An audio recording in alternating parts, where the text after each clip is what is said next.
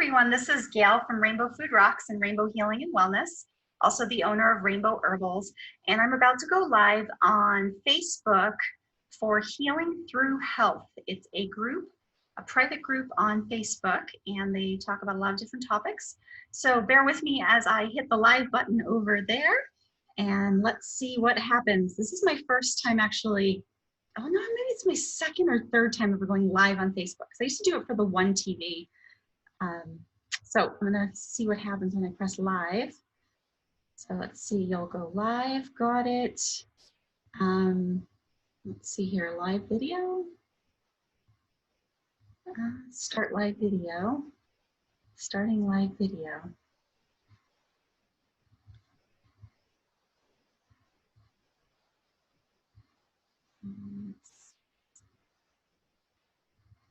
Looks like you turn the camera around or something. It's my first time doing this for a group. Let's see if we go like this. No. Let's see if I turn it around. Is there a way to turn it around? Well, I'm not sure.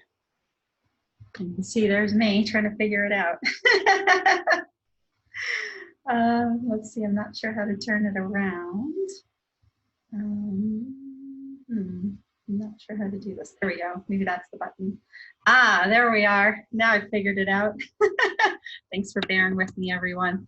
All right, so I am on Facebook Live, and I'm also recording on Zoom to put it up on YouTube. So I'll just start back over. This is Gail from Rainbow Food Rocks, Rainbow Healing and Wellness. This is my book, and I'm on YouTube. I have 2 YouTube channels, and I was invited on by Crystal to talk about what I do. So a lot of people, hi Crystal, I see you.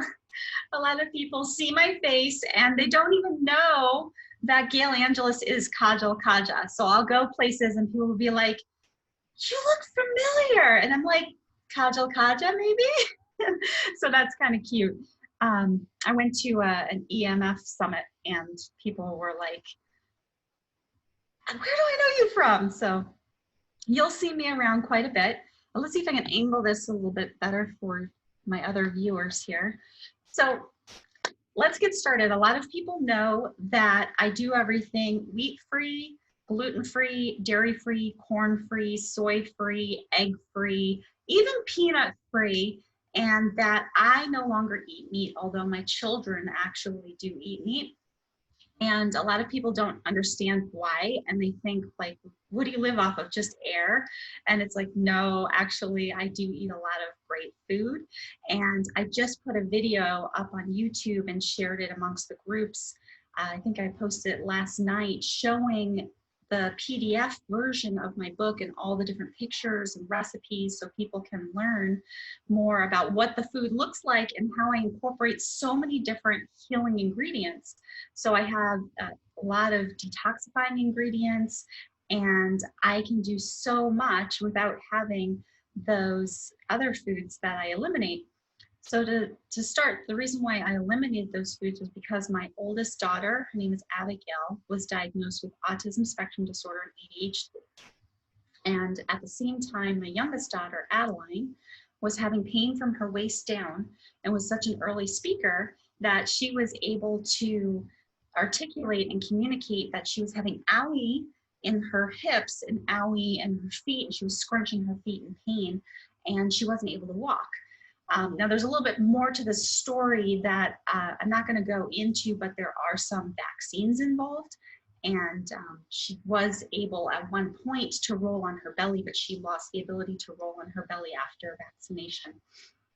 That I won't go into on this channel, but I'll just focus on the food, but just so you know. And then my son was having, was breaking out in staph infections on his hands from what turned out to be a wheat allergy. And I didn't realize how much wheat and corn were in Gerber baby food products. I used to always make my own food, and then I just got so busy. I was watching other children and taking children around to museums when I lived in Washington. And I gave him Gerber baby food and Gerber baby snacks because I had 2 other children and a bunch of other children with me. So I'd have a parade of children. So going back to Abigail, my oldest, and thanks, Crystal, I see that you're tagging people to invite them in.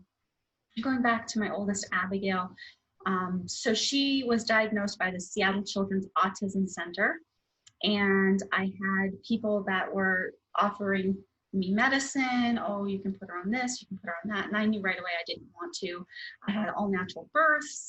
I like to do everything naturally. I had 2 home births. So my daughter Adeline and my son Jackie were both home births. So no meds for any of my births. And the first one was in a birthing center. So I actually have the ability to juxtapose what it's like having a child in the birthing center and having a child at home, having 2 children at home. And I definitely prefer home births, and we can go into that in another episode.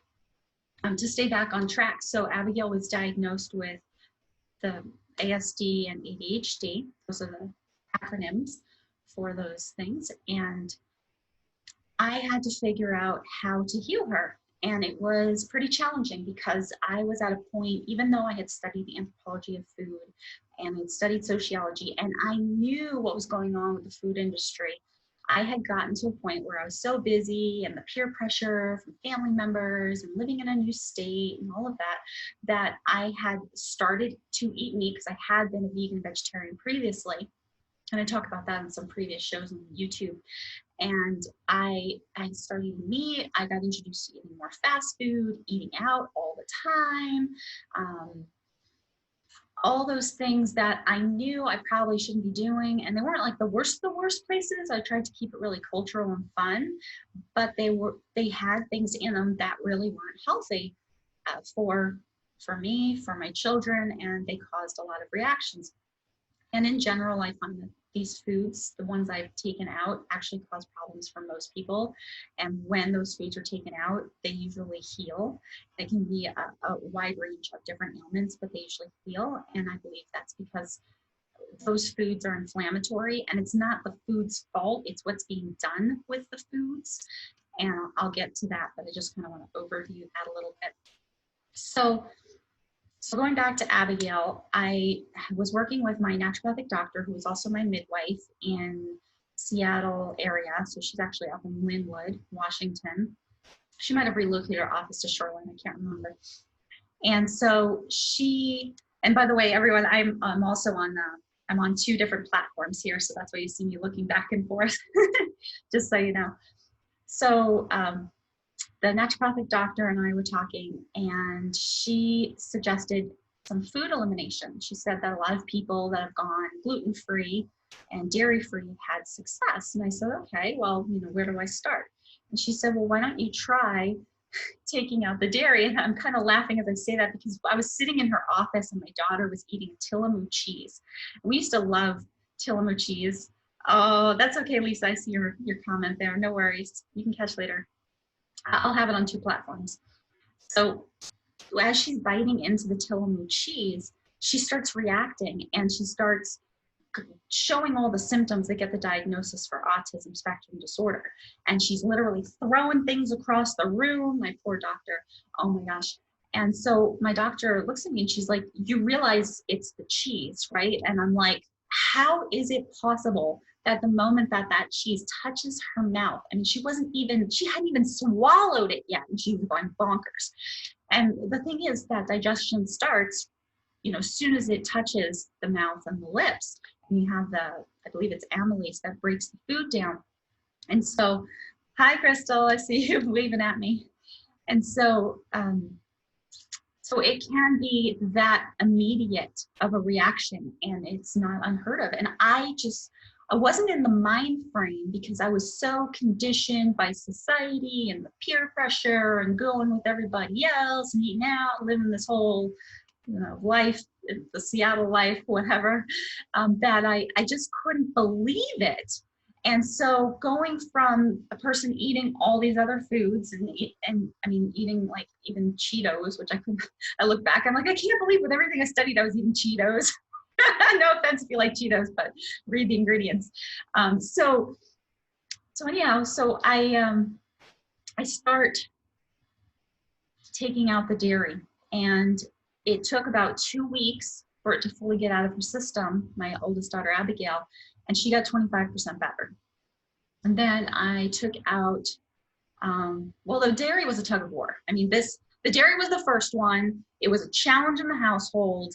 It caused a lot of problems. And then it was around Christmas time and family members were offering cheeses, and I come from an Italian American background. So I mean, it's a long story, but it was a challenge to take out the cheese and the dairy. So when I finally got it solid back to, you know, no dairy, then I was able to move on to taking out wheat and taking out gluten.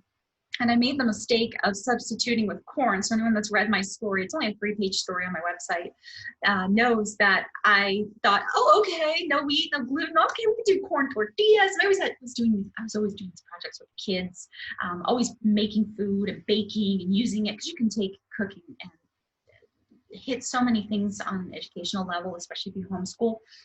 So I was like, all right, well, we'll do this and we'll do that with corn, and we'll get the corn noodles and get the corn chips. And let me tell you, the corn was actually worse than the wheat. And all these things started leading me down a rabbit hole. Like, what is going on with our food? Because people don't even realize how corn is hidden in so many different things. And it's a long story, but the short part of it is that corn is hidden in almost everything, and it's hidden in a bunch of different names. And I encourage you to research all the different names that it's hidden in different food products. And then I want to let you know that all the brands that I use don't have corn, including supplements. I see that you hate corn. Yeah. Well, you know, whenever you see citric acid, that's from GMO corn in the United States of America. And a lot of people don't realize that. And you'll see citric acid and ascorbic acid in a lot of foods. And people will often argue with me about, like, well, isn't that good for you? I mean, yeah, citrus is good for you. Eat an orange, have a lemon. But the way that they are hiding this corn and how it's GMO and sprayed and all of that is definitely problematic. And the bottom line is that a lot of these foods, because of what they're doing, cause inflammation. It's the inflammation that can then trigger different things and have all these different symptoms that get diagnosed as different illnesses, is based on my observation. That's my assessment. So let's get back to, so we've taken out the dairy, taken out the wheat, made a mistake with the corn. So we take out the wheat and the corn. And my daughter, Abigail, got about 50% better. And it was impressive and amazing, because it was in a very short period of time. And I was seeing my daughter halfway back to how I would assess, and I have a background of working with children. So when I say how I would assess a child's normal development, even saying the word normal, I mean, I don't want to put anyone in a box, but there are certain things that you see for children at a certain age. We should call them milestones. And seeing my daughter able to communicate better was a huge improvement, and seeing her able to control her body better, and seeing her not flap her hands and spit and drool and moan, you know, is, in my opinion, a huge improvement. So, so we're at 50% better.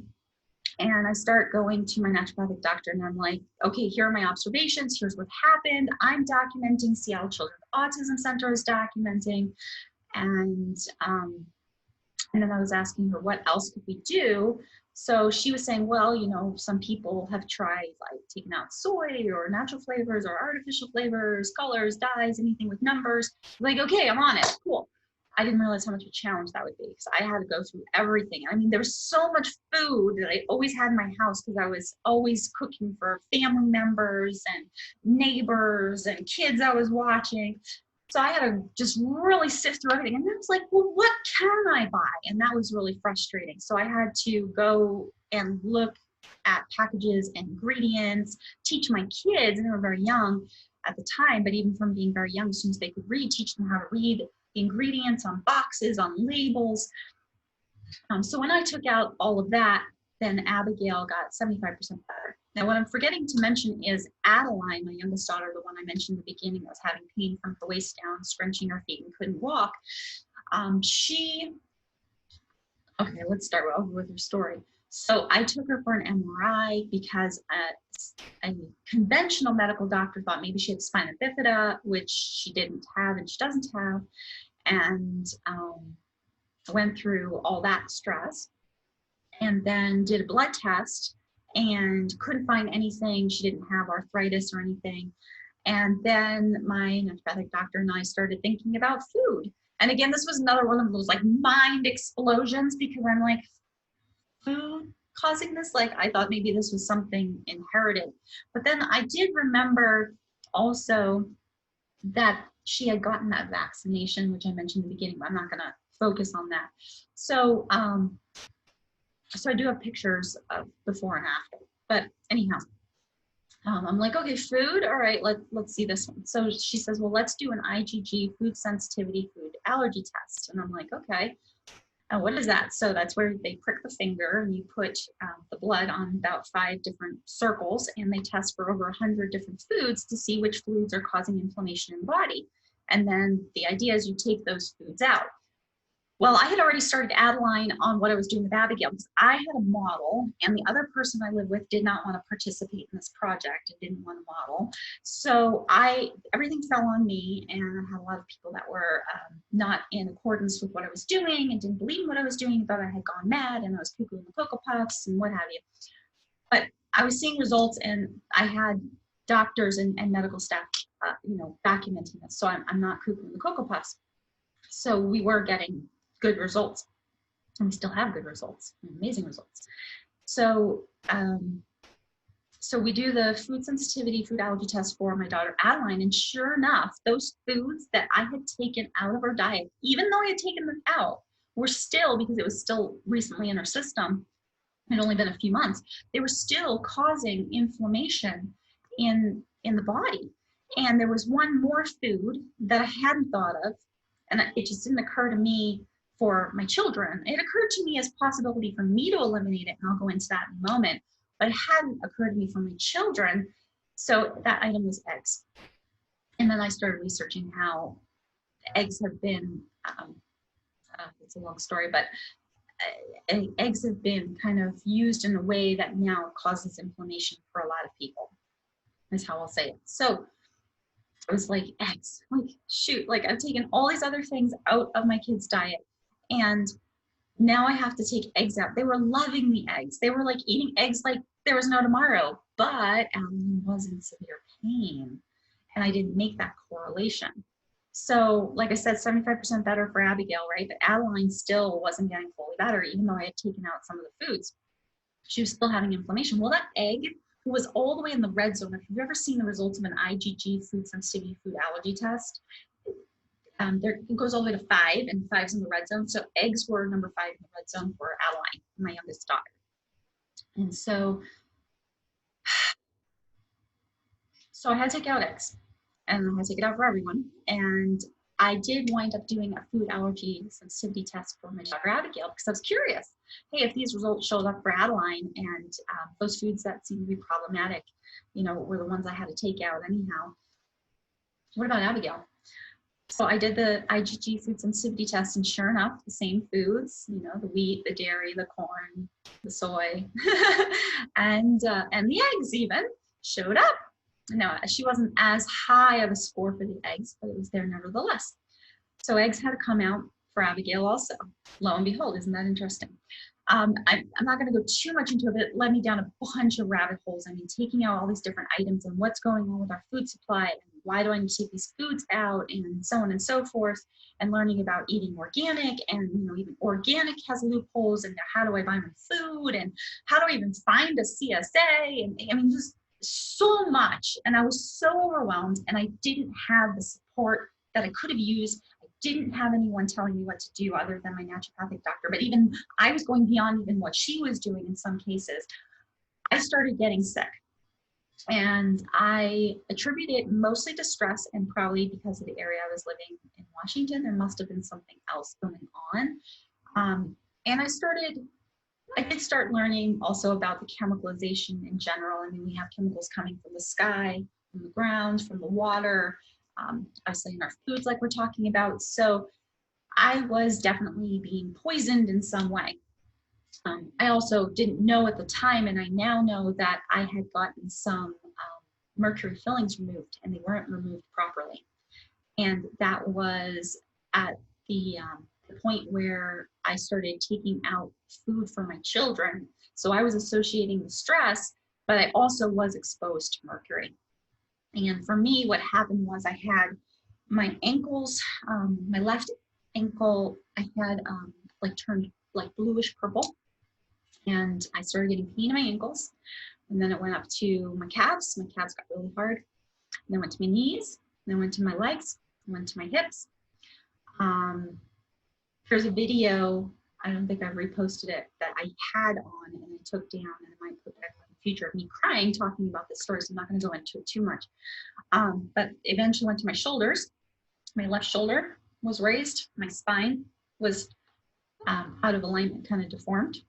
And all these crazy things started happening in my body. I started looking horrible and feeling horrible and feeling like there was pain in my bones.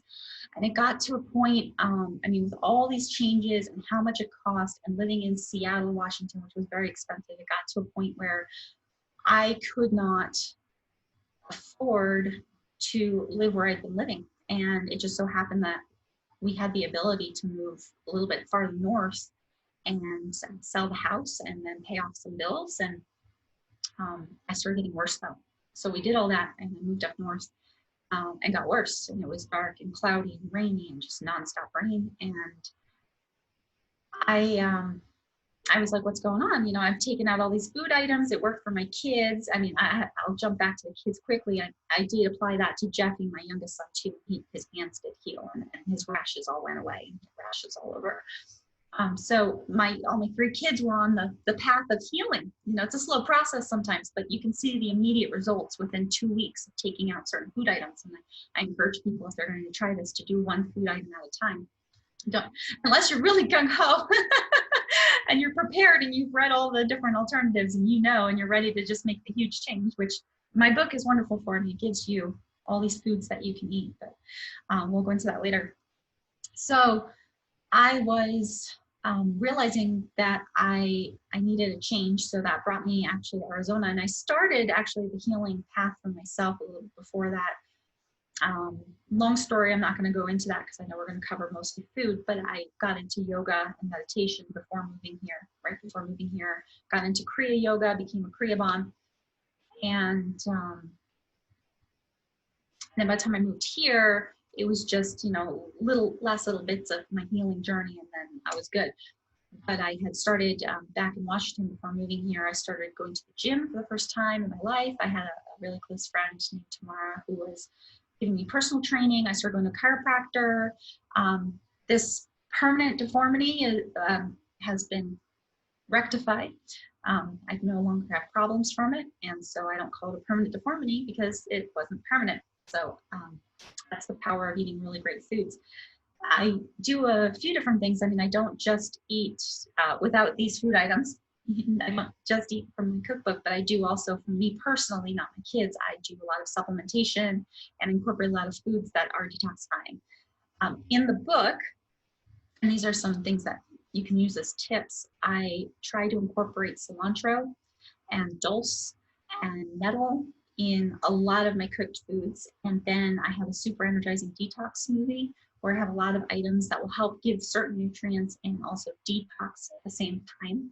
So I have I've gotten very creative, and so I've made food that looks like something you would eat in an exotic restaurant. I have all kinds of different ethnicities, kinds of foods, different cultural foods, and yet I have cleverly hidden detoxifying ingredients or very healthy ingredients inside them, which I think is pretty clever and unique.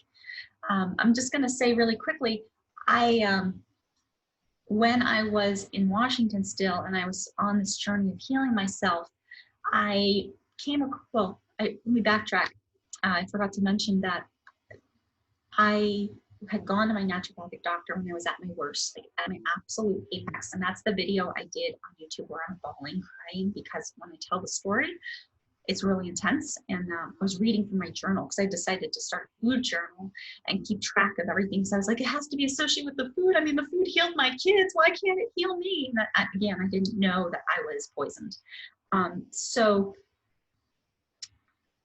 I had gone in for the IgG food sensitivity test, and lo and behold, those same food items that were bothering my kids were a problem for me also. There were some slight differences. I'm not going to go into them here, but very, very similar. There are 2 items that I can technically eat, but because I model for my kids, I don't. And because what I know that is done to them, I won't. Hey, Gail, I'll link her back for anyone who would like to check it out. Oh, here's Gail's. Oh, I see. So Crystal's linking. Cool. Thanks, Crystal. So where was I? So I had blood work done because we couldn't figure out what was going on with me. And the only thing that came up, and it only came up because I went to a naturopathic doctor and not a conventional medical doctor. So I went to my midwife that helped me with my 2 home births, my 2 natural births. Thanks for the smile, Crystal. She did blood work and found the reactivation of the Epstein-Barr virus. And at the time, I was showing symptoms that looked like relapsing remitting multiple sclerosis or fibromyalgia, which, you know, they're kind of similar, slight differences. So my symptoms were that maybe I'd be fine, and then I couldn't get up the stairs and I was in immense pain. And then that would last for a while, and then I'd be fine again. So I could go to the gym, I could perform for the exercises most of the time, but then I would have moments where I couldn't even get up my stairs. And I was literally pulling myself up the stairs like with the railing because I have a lot of upper body strength, really good upper body strength. So I was using that to help me. And I had 3 small kids running around and I was trying to chase after them, and it was crazy. So getting back to the point though. So the reactivation of Epstein-Barr virus. So what happened was I typed that in. And I was like, what the hairy heck is that? Now that's back in like 2017, I believe, when I had gotten that diagnosis. And I could have gone for the scans for MS, but then I ultimately decided I didn't want to go through all that. So that was the point that really like propelled me to figure out how to heal myself, not just, you know, my kids were on the path. They're younger too. So for me, and mine is a little bit different than theirs. And so I came across a medical medium, Anthony Williams, medical medium. And I thought, oh my goodness gracious, what am I doing reading some medium? Like, so you can see the mindset of like how I was going with the mainstream so much and having to change all of that with all the resistance in my family and to get over to this, wait a second, you know, medical medium stuff is matching exactly what I did with my kids. Holy cow, this guy is doing exactly what I'm doing. He has no wheat, no dairy, no corn, no soy, no eggs. Holy cow. Now I went and I've done this trial and error and done this the hard way. This guy already has done all the research. Wait a second, he's affirming what I did and I'm affirming what he does. So I was like, whoa, this is pretty cool. Now keep in mind, I didn't know who he was until I got to the point where I was so unwell and I was looking up what's the reactivation of Epstein-Barr virus, and I find out that this guy has been doing this for like 20 years. And I'd never heard of him, and most people hadn't. And so I thought, oh gosh, this is like the woo-woo factor. So I'm gonna be a naturopathic doctor. And I'm like, all right, I don't want to sound like a, you know, cuckoo in the Cocoa Puffs, but there's this guy out there, and his name's Anthony Williams, and he's doing what I'm doing. My naturopathic doctor was already on it, but I didn't know. I was nervous as heck, like, oh my God. And so, so then she was like, yeah, he, you know, he does talk about the reactivation of Epstein-Barr virus. So I was like, okay, I'm going to read up on that. So then I started learning, you know, what is this reactivation of the Epstein-Barr virus? Well, it turns out to be like the root cause of MS and a whole plethora of different illnesses and mystery symptoms and mystery illnesses. You know, mine was kind of like a mystery illness. And again, I didn't know about the mercury until I moved here. So I found out that I had been mercury poisoned when I moved to Arizona. I went to my dentist, and my dentist was talking about the correct procedure to remove mercury fillings, because I kind of suspected that they didn't do it correctly where I went in Seattle. And I've never done anything like legally against this or anything. I don't feel like I'm well, this was all part of the journey. So I'm not going to do anything, and I'm not going to say which place. But do note, if you are going to get your mercury fillings removed, I would suggest, if you're living here in Arizona, to check out Bellissimo Dentistry. The Dr. Eric B there, Bajurk, I think is how you pronounce the last name. Hopefully I'm not mispronouncing it, I don't remember. He does it correctly, and he knows what he's doing, and he is great for consulting about that. And he's just, I think he's right here in Chandler, so lives like really close to me. So this is all, everything's a journey. Everything I've been through has been a journey. All right, so let's tie this back. So I had to figure out how to detox, and I started reading up on things like dulse, D-U-L-S-E. And I started incorporating big chunks of dulse, almost like bacon. And at that time, I was doing what's called the paleo diet. So I hadn't taken the meat out for myself at first until I started reading more and more about medical medium, who was saying, you really should take out meat.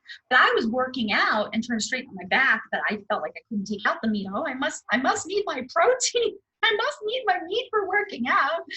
I didn't realize that I could get iron in other ways like spinach and such. So, more of this journey and researching and learning was involved. And so where was I in the journey? So I had, I was using dulse, almost like bacon, and I was putting it, dare I say, on burgers.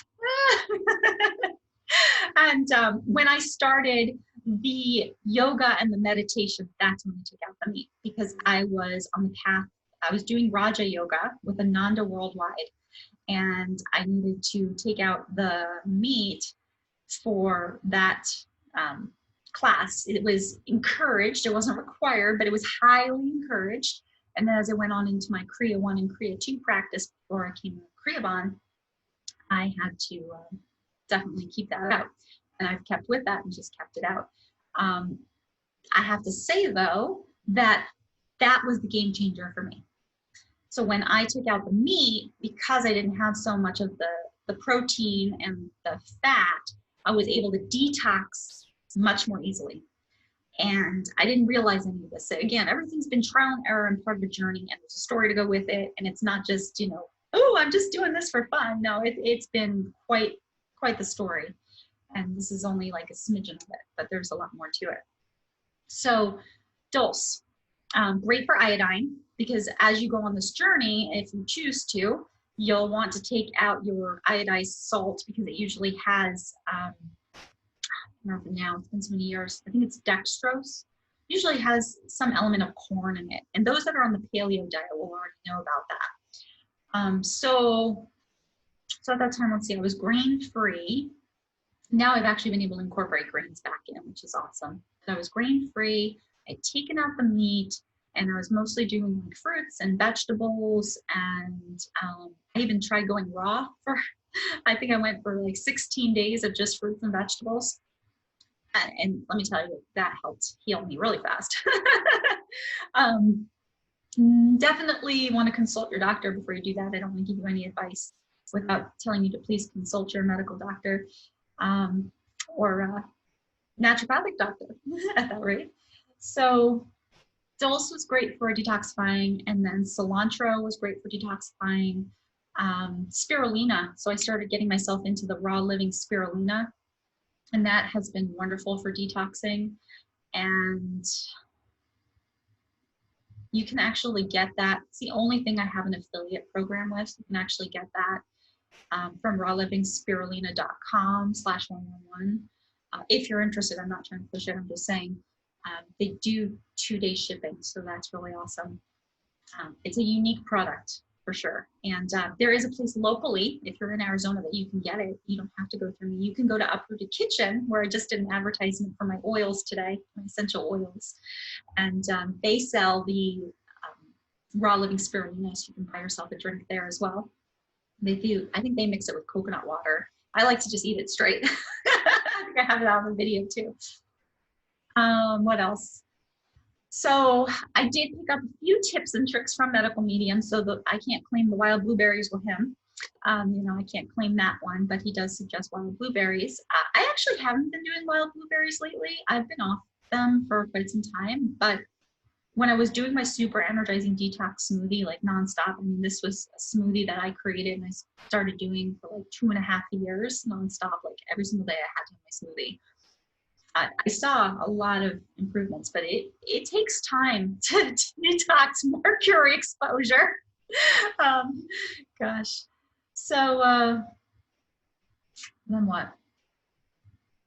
So for me, I was doing everything like my kids and I started doing detoxing. Now, problematic foods, because I know that's the focus that we wanted to talk about. So again, if you're going to the food store, like let's say you're going to buy tomato sauce. I just thought of this one today, actually. Most of the time when you look on the back, especially if you're going to Costco and big box stores, if you look on the back of your tomato sauce, you'll see the citric acid. Ding, ding, ding, ding, there's corn, right? And if you're going to buy any kind of mainstream food product, 9 times out of 10, you're going to see that corn in there, like GMO corn.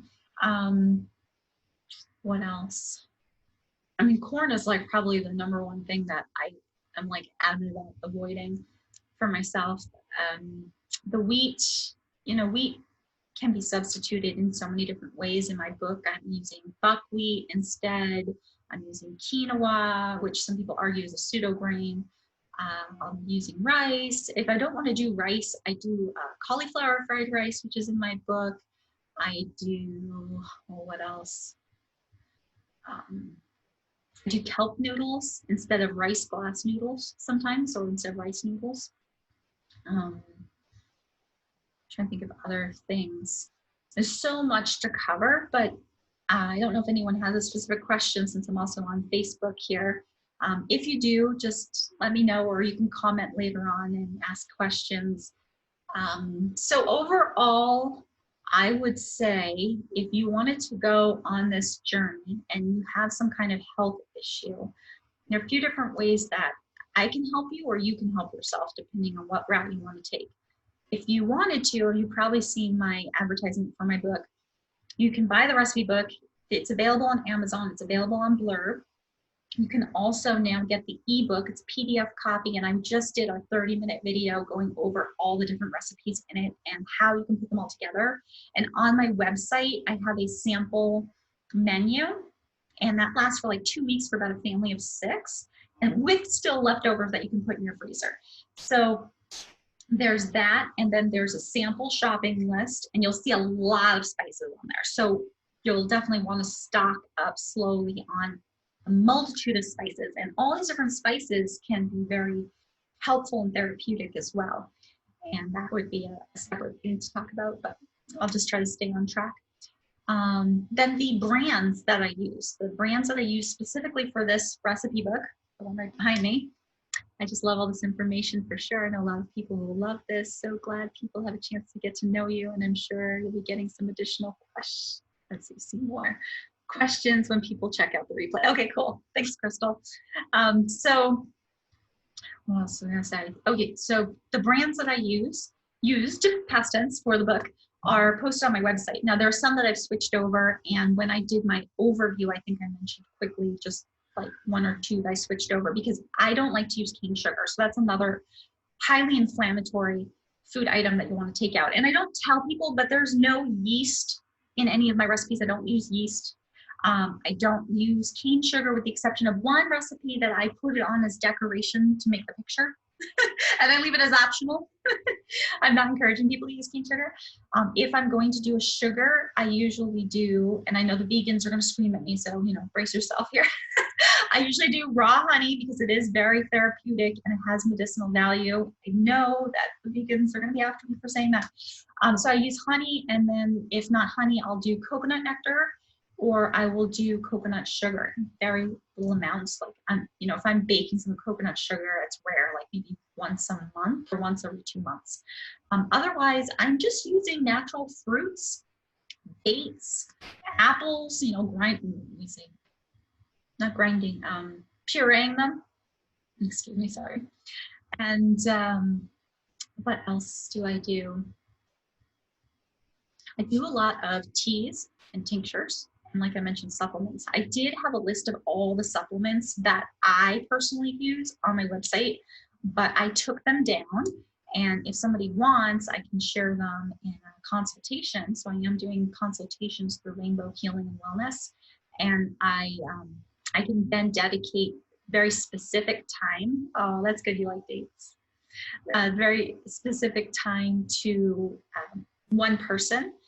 I have so much information, and when I make up like a special plan for someone, it takes hours to really hone in. Okay, these foods would be best for you. These supplements would be best for you, in my opinion. You know, consult your medical doctor. These teas would be good for you. These tinctures would be good for you. In my opinion, I always have to say that. So the ultimate goal is to help your body heal itself, and I don't want any lawsuits, so I have to be very careful with that. But yeah, I can help people in that way. And there's like a little link. You can just email me. There's like a little link that gives you my email address on my website. It's info, I-N-F-O, at rainbowfoodrocks.com. So you can ask me questions. You can set up consultations. I also do Reiki. So I'm looking at this whole like well-rounded healing center, walking healing center here. I'm a master Reiki practitioner. So I like to, at this time, do a lot of remote Reiki, and I do keep the person on the phone with me. It can be very powerful and very intense. And part of this journey, which I'm not going to go too much into at this point, was about learning about energy and thus the yoga and the meditation, and actually getting certified to be a yoga teacher as well. So I'll have my certification by the end of May, just like you, Crystal. And what else can I think of here?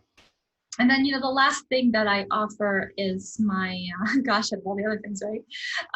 My rainbow herbals. That's essential oil coming directly from India. It's coming from Nisarga Farms, and it's food grade. It's high vibrational. Only yogis are working with it. Oh, I like the heart crystal.